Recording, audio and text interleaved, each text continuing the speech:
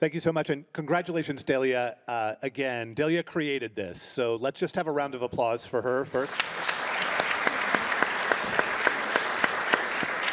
And in addition, we do get to do some very interesting big picture things at the beginning. And Chung-Pei, one of the world's leading astrophysicists, many interesting morsels for us to explore.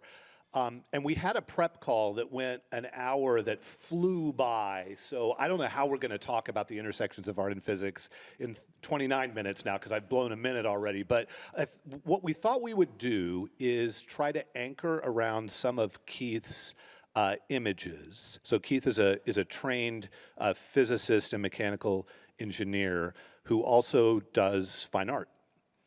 And there aren't very many people who share those two disciplines. And what we thought we would do is try to anchor around some of Keith's images. And so I'm just going to turn it over to Keith to page through some of them, and then I'm going to interrupt them periodically and ask about some of these questions. And by the way, just to seed the conversation, we hadn't talked about this at all, but some of the uncertainties surrounding the equations that you just showed that we didn't talk about, I think are quite interesting. So I'd like to, at some point, talk about nonlinearity and chaos and sort of where that fits into where humans and our mathematical descriptions of art may not intersect.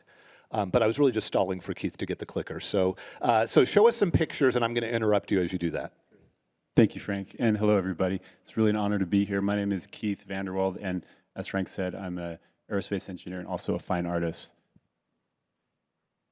So I'd just like to hit some highlights, starting with aerospace engineering, show you a couple projects, walk you through some of my product design projects, and then we'll jump into fine art. So for a number of years, I've assisted NASA's Jet Propulsion Laboratory with multi-body dynamic simulation consulting. A very recent project is the Mars sample return mission.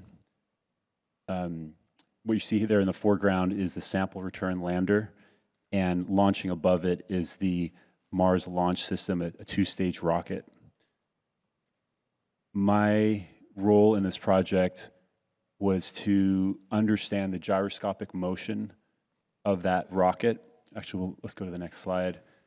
This is an artist rendering showing the second stage separating above Mars, and these lateral thrusters are firing to spin it, kind of like a football, to stabilize it. The question was, carrying samples of rock from the Martian surface, would there be instability in that gyroscopic motion? We found the system to be very robust, and we documented that actually in a paper that we published last month. So just a very recent project example. I've assisted with other JPL Mars-related hardware that is going or has gone to Mars, mostly looking at loads in hardware and stuff that's going to hit the ground, basically. So a good bread and butter engineering. As a final example of an engineering project,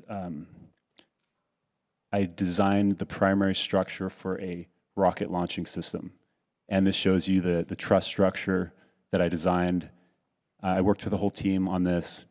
My part, though, was the truss you're seeing, and I parameterized it, meaning I went into every structural component, and I said, I don't know how big that should be, but it needs to be stiff enough, strong enough for the worst case conditions. And so, based on optimizing those variables, I was able to develop the structure you see there on the right that transported the rocket and eventually launched it. So design is, so we sort of have three phases here. We're going to see a bunch of images, and one thing for you all to think about as he's going through these images is we're starting off with essentially engineering, some of what you're training students with. Now it's design. Where's the border between? So show us some design images, and where's the border between engineering and design? And then the third category will be art, and you can all sort of think about where you would draw the lines among those three. Yeah, absolutely.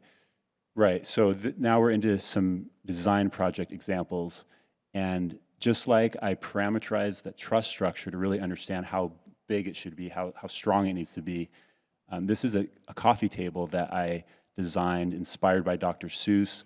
I went through and I parameterized every little hockey puck you see that's stacked as far as its size. How many should there be? How thick should they be? What should the curvature of these stacked discs be? And then I came up with this design. I have a dining room table, a desk, an end table, all kinds of furniture based on this concept. So it's pulling in those engineering approaches into creating some functional art, basically. I've also invented what I call cable suspended art system. So it's just a way, if you have an array of panels and you want them attached to the wall, but you want them floating off of the wall, I've devised a very mechanically efficient and aesthetically minimal solution. That's what you're seeing here. And I've built a little company around this, and I have these across the US. It's been a really, really fun project, designing the hardware, working with lawyers on patenting it, developing the manufacturing processes, branding the company, and then ultimately curating art or creating it. So Chung-Pei, could you react to these in the way that your brain works and you look at these? There's nonlinearity. There's not the same kind of uncertainty that Leonardo's looking at. It's not clouds. Where does it fit for you? What kind of an intellectual reaction do you have to looking at these kinds of images? I guess my first reaction, that's probably not intellectual, was these are just beautiful. And how come that table that looks so beautiful didn't collapse? How did you must have taken gravity into account when you designed it. It looks so intricate. And I guess, would you? Yeah, I mean, that's a fantastic question. There's a whole network of fasteners that attach each layer to the next, and they're all completely hidden. So I took that into very careful account and actually did computer-based modeling of the deflection of the system. I even worked with a JPL engineer who did a design review before I produced the product. So it was engineering and art just kind of all mixed together. I'm just showing a couple examples here of this product: residential, commercial, hospitality. And then, of course, aerospace is a very natural fit for the clients that I serve. But let's just actually jump into the fine art. Are you ready for that? Yeah, let's do the fine art. I've got one of these. Just in full disclosure here, my conflict is I've got one. You should all have one. I don't get a commission, but they're beautiful. So let's see a bunch of them. Just go through a bunch of them pretty quickly. Oh, you bet. So I'm just showing you a subset of my paintings. These are called living tessellations. I'm just zooming in here. And then here's a second painting I'm showing you. And Chung-Pei, just as he's paging through these, give us your reaction to what are you seeing that we might not see as you're looking at these? Well, I'm closer to this monitor, so I'm seeing these grains here. It's great that Keith is zooming into it and keep zooming. Yeah, this is very much like how, in some ways, we do observations. The first usually image we can get is some more big picture blurry things, and we always know there are details hidden within the figure, and you can tell Keith has a lot of plans. He has figures within figures, and go on, yeah. Yeah, and I mean, that's exactly the point here is what you're seeing. Again, it's a subset of paintings that I create called living tessellations. And so I create drawings like what you're seeing here, where I create these forms that live in this constellation. They're intended to be in this equilibrium state. So this is heavily edited. I get in there, I work and work and work on each of the shapes until I feel like they're balanced and it's two-dimensional and it's in harmony. That's what I try for anyways. So I keep developing these drawings, and then, and by the way, to create one of these drawings, I typically start just with one of these little figures, something that inspires me, maybe from just a sketch I was working on.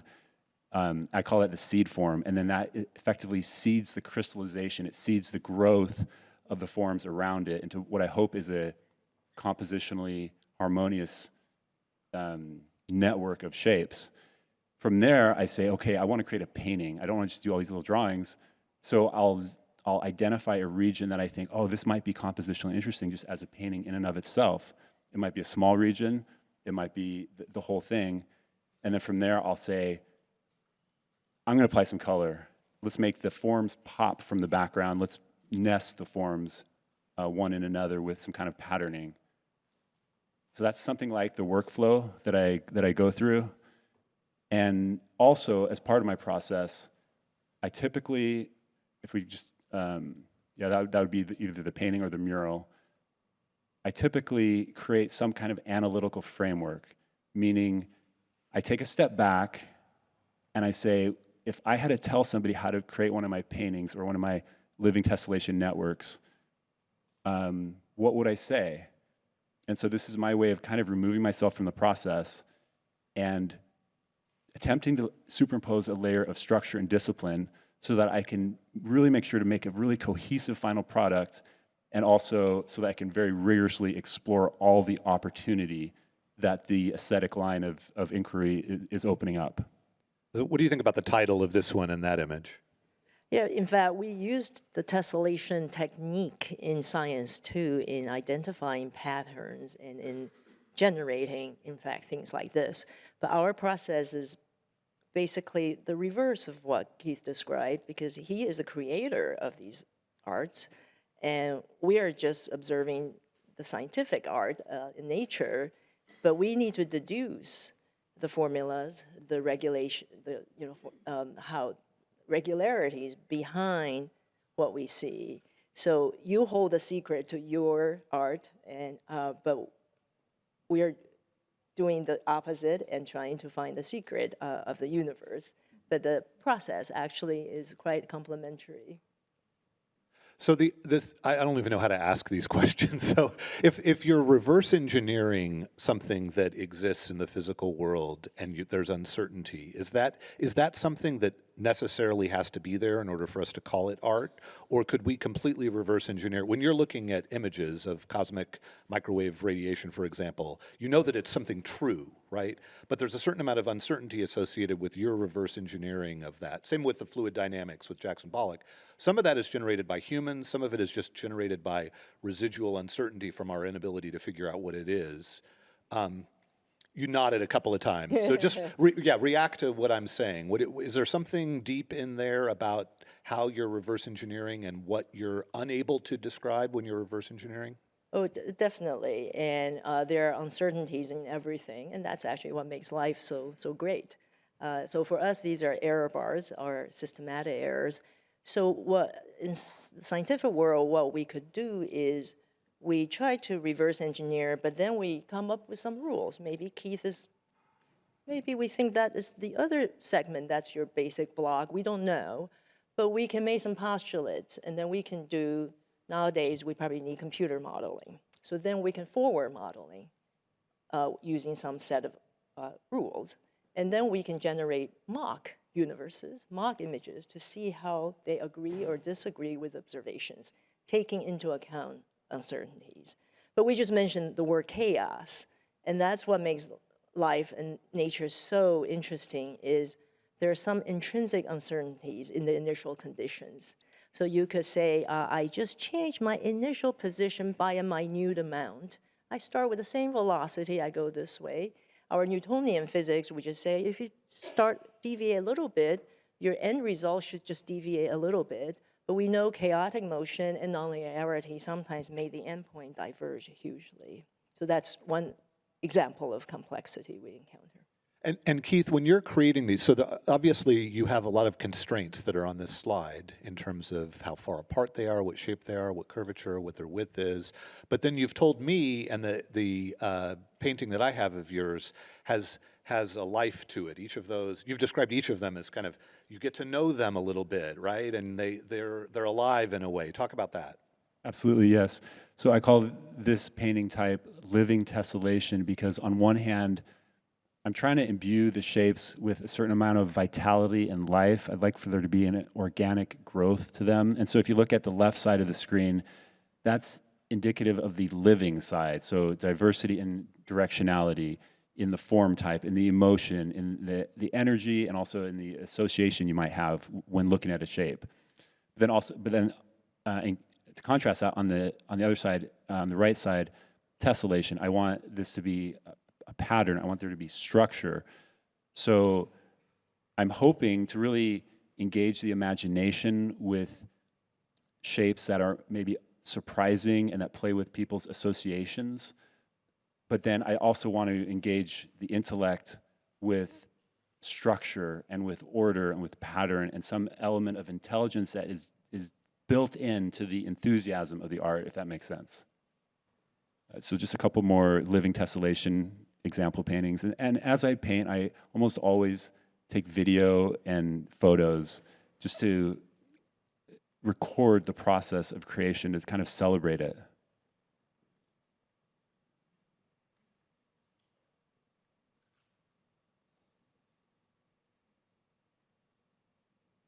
So here I'm playing with internal patterning. When you see these, can you imagine your students reverse engineering them in kind of the same way they did with Pollock and finding formulas, or is this different? Absolutely. I think I'm going to use this as a problem set problem next year and ask them to find the fractal index and for I liked all the exponents. Would these be fractional exponents for all these? So here I'm using my cable suspended art system and metallic panels for printed works. Here I'm using silkscreen replication for printed version of the larger painting you're seeing. And then I'm starting to get into these more line-based shapes, but I'm still going back to that method of grouping them, of trying to figure out, okay, exactly why do I like these characters? Look like little dancing guys or running guys. Here I'm starting to curve them, investigating serpentine forms, and then codify them, permutate the different combinations.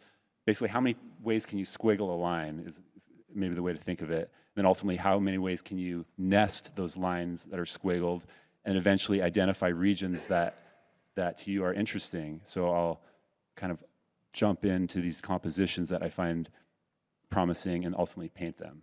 Something like that. That's the process.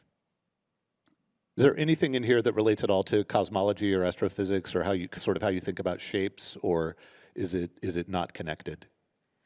I mean, shapes are really part of, right, geometry is really a fundamental property of anything scientific. I mean, one thing that struck me was when you went from black and white, when you added color, your image became more 3D to me. And that is actually one big issue we deal with in cosmology, in astronomy. You look at the Great Big Dipper, there are 7 stars. Do you think they are all next to each other? No, there's a third dimension. They just happen to be projected looking like a Big Dipper. It's the third dimension, the distance to these stars. They're completely unrelated. How they are, and that's the third D is what we need to construct the real structure of the universe. So it's the projection versus the 3D that yeah. Can you go back to the little animals? What did you think of those? What do you think of this? I thought this was some ancient language I'm trying to decipher here. I am struck by always you're going after rules underlying some principles. And you say how many ways you can twist a curve. I just heard a mathematician giving a seminar on knot theory. I thought they were going to teach me how to tie knots. No, I mean, after the first slide, I completely got lost. But there are people actually studying this mathematically. I have a math degree. That's when I got off the math train, was knot theory. Okay, so we'll go forward to another one. So I'm starting to investigate motion here with my paintings. And then I really enjoy painting teal on top of neon orange for the contrast. And you add some black lines to make it legible. And then why not paint traffic cones while I'm at it? Culminating in a traffic cone pyramid. My friends helped me paint that. I cannot take full credit for that. It was a lot of work. And maybe I'll just very quickly move through these. Here I'm starting to layer the forms, trying to achieve compositional harmony at different scales. And then that led to me creating much more simple versions of these paintings that you can see here. Sorry, I'm going kind of fast probably. No, it's fine. We wanted to get to the black and white. Of course. Yep. Okay, so let's get there. So I'm starting to make a little bit more sophisticated compositions here. And now we're at this painting. So tell us about this. Okay. And then Chung-Pei, I want you to react to this one because we talked a little bit about this one. Right, so this is illustrative of my process in terms of I try to design an experience for the viewer. My hope is someone might see this across the room and see the nested shapes and maybe be intrigued, maybe walk across the room. And then they get a little closer and they see these internal flow lines. They see some irregularity, and that draws them even closer. So my hope is a viewer basically puts their nose up against a painting, who doesn't love doing that, and they see the texture of the oil paint stick, and they see the irregularity of the internal flow lines, how they start, how they end. They see sheen differences. So I want to really reward the viewer for every step closer they take to the painting. Something like that is my thinking in how I'm constructing the painting. It's create that experience if possible. Ultimately, this painting was inspired by a couple paintings by Jasper Johns and Jean Dubuffet, as well as Joseph Hoffman's some glassware. What I was after here, taking a step back, is the theme forcefulness in design, humanity in expression. And this is very typical of how I paint, where I try to create some kind of a mantra so that all my decisions are subservient to some guiding principle.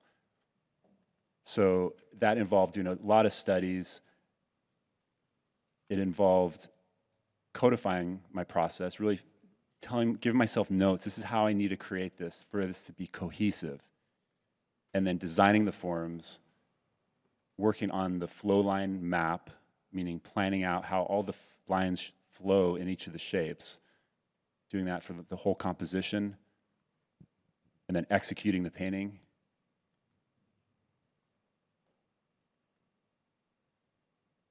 You see flow lines, right? Done. Fluid dynamics, yeah. You're seeing fluid dynamics, right? So could you talk a little bit about how, so Keith has kind of laid bare and made transparent his creative process in all of this. We can see it, we can see into his brain. How does this relate to your creative process? Are there similarities? And your creative process in lots of ways, right? You're a musician, you're a gifted violinist. You obviously, you've discovered these black holes, you supervise PhD students who are creating in all kinds of ways. Is there a relationship between what you've seen now in a transparent way of Keith's creative process and your creative process? Is it very different? Comment on that. Yeah, I think a similarity that's probably true for many disciplines is how we weave between simplicity and complexity. And you can see something being very complicated. And the world, the nature of music, in some ways, they could come off being very, very complicated. But then when you make progress, you try to simplify things, try to find, you use the word aesthetic efficiency, right, minimalism, and you try to find simple rules that can guide you to explain these complexities. But then sometimes you do need to deal with the complex world, and so it's in music too. So, when I start to learn a new piece, in the beginning you try to build the little blocks, and you confront the Tchaikovsky violin concerto or something is an enormously complicated and very difficult piece. But you've seen the amazing violinists, they make it seem so simple, right? Or tennis players, those of any sports, you look at them, like, how do you do that? Right? It's the ease they have at the highest level, but behind it, it's not easy at all. It's the complexity. So as I approach a scientific problem or music performance, I constantly struggle. You mentioned the word harmony. I also see tension, and I think that those coexist. And how sometimes you feel you're making progress, reducing the complexity. You find, hey, maybe I have a theory for explaining turbulence, and then you realize your progress may be stalled, and sometimes it actually goes backwards. You sink into the complexity, but then you sometimes rise out of it with another insight. So it's this dynamic, chaotic process that I see here. React. Yeah, I completely agree. There's definitely layers. There's discovery, and then there's this element of virtuosity. Once you figure out your process, you've simplified it down, and then you can just push it. And that's definitely what I try to do with my work, is I push it and as much as possible explore the aesthetic. We had originally talked about whether art needs physics or whether physics needs art. Have you thought any more about these questions? So, most of our audience here is more focused on art. Any other trained physicists here? Show of hands. Okay, thought it would be zero. So maybe we'll just close with your reflections on the interrelationship between these two topics, if you have any sort of final observations about whether they need each other. I guess since Delia said we want to just start off the symposium with big thoughts, I just want to share very briefly that I just want to reflect on how about humans. And just one very startling discovery we astrophysics have been working on the past few decades is that we now know the fate of the universe is we're going to expand forever, and we're just going to kind of die, as sort of cooling off. And very strangely, the universe, we kind of know what it's made of, and things we're made of in this room, that is things we learned in the periodic table, atoms, they constitute only 4% of the mass and energy in the universe. The other 96% of the universe is dark. It's either dark matter or dark energy. These things we have enormous amount of evidence for, but we are still trying to decipher what it is exactly. So I often sit back and thinking about this 4% makes us seem really insignificant. We're just this little sprinkle in the great universe. On the other hand, we are the special 4%. And is this 4% that we're made of atoms and carbon and oxygen and nitrogen and life that enable us to create these arts and enable us to sit here today to discuss law, AI, business, and art and science. And why our universe is like this. This is what I think about. Why 4%? And some people think maybe we're just one of the multiverses out there. We just happen to be one of them. But however you look at it, the 4% is incredibly special, and it's a human intelligence here. Keith, any final thoughts? I think the two benefit one from another, physics and art from physics, and ultimately it comes down to problem solving, hypothesis testing, iteration, arrive at a strong solution. I want to encourage everyone here to explore these two extraordinary people. This hopefully is just the tip of an iceberg, and you can learn a lot about both of them. I thought a little bit about whether it would be possible to have a transition to constitutional law, and failed utterly. So I'm very grateful that my boss, Erwin Chemerinsky, is here. Is he here? There he is. Okay, so it's up to you. It's your job to try to figure out whether there is any relationship to constitutional law for our next panel. But please join me in thanking these two extraordinary people.